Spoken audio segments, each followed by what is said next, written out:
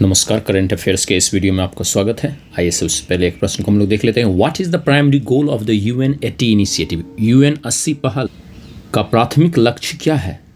तो इसका प्राथमिक लक्ष्य है to streamline operations and enhance efficiency, संचालन को सुव्यवस्थित करना और दक्षता बढ़ाना। UN80 इनिशिएटिव जो है यूनाइटेड नेशंस के द्वारा, संयुक्त राष्ट्र संघ के द्वारा शुरू किया गया है और उसके 80 साल स्थापना के 80 साल पूरे होने पर यह पहल शुरू की गई है और इसका उद्देश्य ये है कि इसकी दक्षता को और संचालन को अभी बेहतर किया जाए। Where is the Salkhan fossils park located? Salkhan जीवाश्म पार्क कहाँ स्थित है? तो यह स्थित है उत्तर प्रदेश में। उत्तर प्रदेश के यह सोनभद्र जिले में स्थित है। उत्तर प्रदेश के सोनभद्र जिले में यह स्थित है और बहुत ही पुराना जीवाश्म जो है यहाँ से मिला है। What types of fossils are primarily found in the Salkhan fossils park? Salkhan जीवाश्म पार्क में मुख्य रूप से किस प्रकार के जीवाश्म पाए जाते हैं? तो इसमें मुख्य जो जीवाश्म पाए जाते हैं वो हैं स्ट्रोमेटोलाइट्स एंड अलगी। स्ट्रोमेटोलाइट्स जो होते हैं वो साइनोबैक्टीरिया के सेडिमेंटेड जीवाश्म होते हैं। परत दर परत जमा होने से बने हुए जो जीवाश्म होते हैं उन्हें स्ट्रोमेटोलाइट्स कहते हैं। सालखन विलेज जो है वह सोनभद्र जिले में है उत्तर प्रदेश के, और इसको यूनेस्को के वर्ल्ड हेरिटेज साइट्स के टेंटेटिव लिस्ट में शामिल किया गया। यानी सरकार अभी और भी अगर डॉक्यूमेंट्स उपलब्ध कराएगी तो ये वर्ल्ड हेरिटेज साइट जो है डिक्लेयर हो जाएगा। अभी यह टेंटेटिव लिस्ट यानी अस्थायी सूची में शामिल हुआ है। यह विश्व के सबसे पुराने फॉसिल पार्क्स में से एक है, यानी यहाँ पर सबसे पुराने फॉसिल्स पाए जाते हैं, जीवाश्म पाए जाते हैं। और ये जीवाश्म जो हैं वो लगभग 1.4 बिलियन साल पुराने हैं, 1.4 अरब साल पुराने हैं। और इनसे यह पता चलता है कि जीवन की जो शुरुआत हुई पृथ्वी पर उसके साक्ष्य कैसे थे, उसके पुराने साक्ष्य हमें मिलते हैं। और ये जो स्ट्रोमेटोलाइट्स हैं वो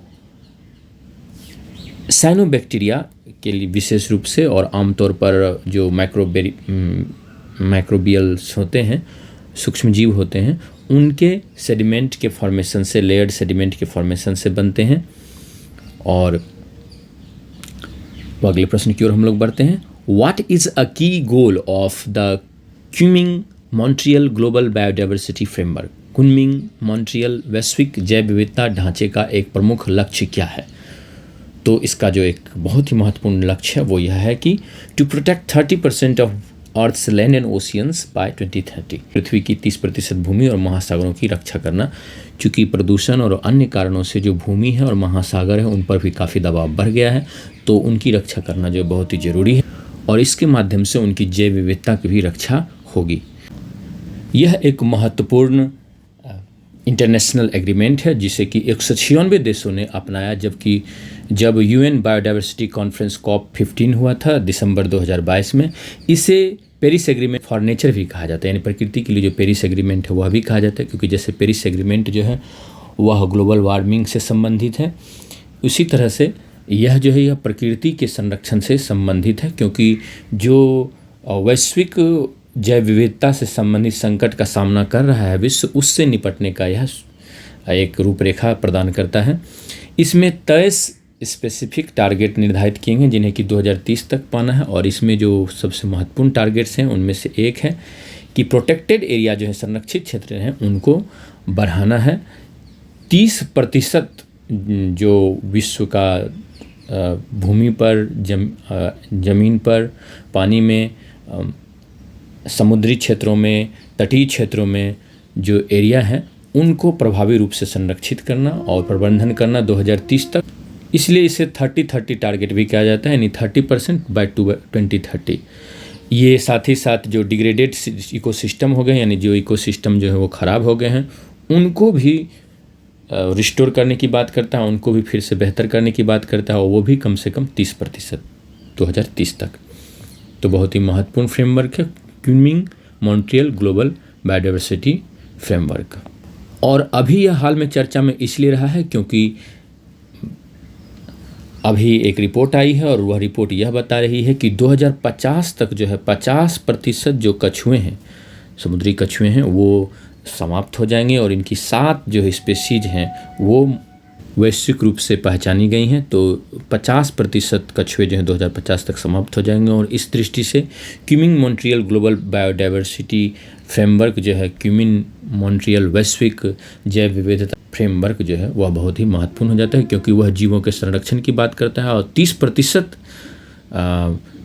जो है इकोसिस्टम है उसको बेहतर करने की बात करता है 2030 तक।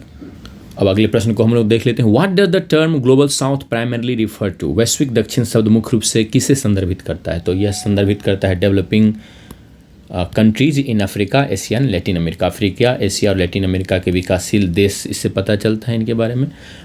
आप विदेश मंत्री के भाषणों में इस शब्द को सुनते होंगे, प्रधानमंत्री मोदी जी के भाषणों में सुनते होंगे। तो ग्लोबल साउथ क्या है यह जानना जरूरी है। भारत ग्लोबल साउथ का एक हिस्सा है, उसका एक लीडर भी है। Which group represents the collective interests of the global south in international forums? कौन सा समूह अंतर्राष्ट्रीय मंचों में वैश्विक दक्षिण के सामूहिक हितों का प्रतिनिधित्व करता है? तो यह है G77।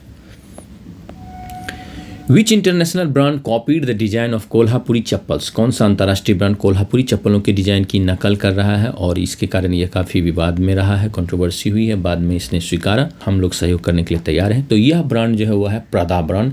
और आप विश्वास नहीं करेंगे, यह 1500 के चप्पल को 1 लाख, 1,20,000, 2 लाख ऐसे रुपयों में बेच रहा है इस चप्पलों को।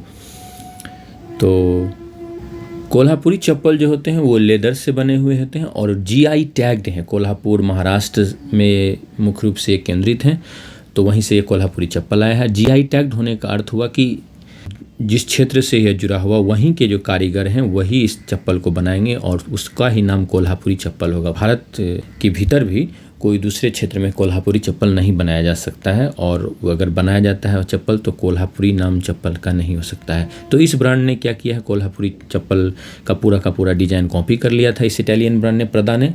और पूरा कॉपी करने के बाद भी उसने ना तो क्रेडिट दिया यहाँ के जो चप्पल बनाने वाले श्रमिक हैं उनको, ना इस कोल्हापुरी चप्पल की चर्चा की। जब बहुत अधिक विवाद हुआ तो इसने कहा कि हाँ, हम मिलकर इन श्रमिकों के साथ काम करने के लिए तैयार हैं, ऐसे कारीगरों के साथ काम करने के लिए तैयार हैं।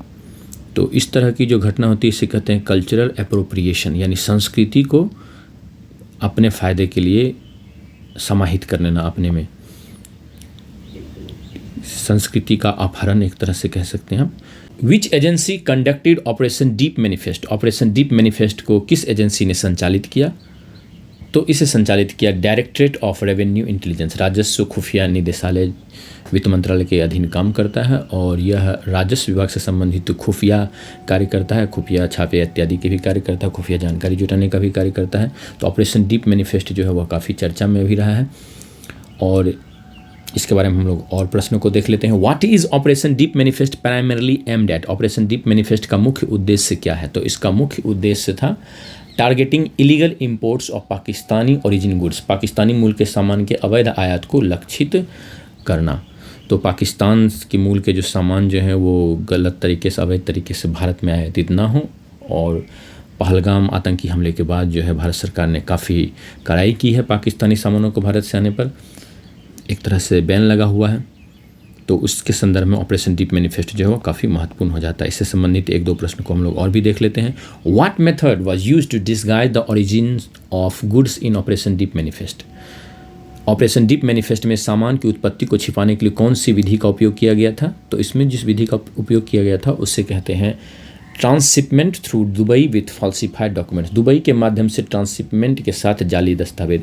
इसमें यह किया गया था कि जो सामान थे वो तो कराची से थे, पाकिस्तान की कराची के थे, लेकिन उन्हें दिखाया गया, उनके डॉक्यूमेंट को फर्जी तैयार किया गया, फर्जी डॉक्यूमेंट, और दिखाया गया कि ये जो हैं दुबई के ओरिजिन के हैं, और फिर उन्हें भारत भेजा गया। How many political parties were recently delisted by the Election Commission of India? हाल ही में भारत के निर्वाचन आयोग द्वारा कितनी राजनीतिक पार्टियों को गैर सूचीबद्ध कर दिया गया है? तो ये जो पार्टियां हैं वो हैं लगभग 345 पार्टियों को गैर सूचीबद्ध कर दिया गया है। इलेक्शन कमीशन जो है वह पार्टियों को मान्यता देता है और रिप्रेजेंटेटिव ऑफ पीपल्स एक्ट 1951 उसके सेक्शन 29A के तहत वो मान्यता देता है, उनको रजिस्ट्रेशन करता है, पंजीकरण करता है। अगले प्रश्न को हम लोग देख लेते हैं। What is the main objective of the employment linked incentive scheme? Announced in India's union budget 2024-25। Bharat के केंद्रीय बजट 2024-25 में घोषित रोजगार से जुड़ी प्रोत्साहन योजना का मुख्य उद्देश्य क्या है? तो इस योजना का जो है मुख्य उद्देश्य यही है, to incentivize job creation and skill development, रोजगार सृजन और कौशल विकास को प्रोत्साहित करना।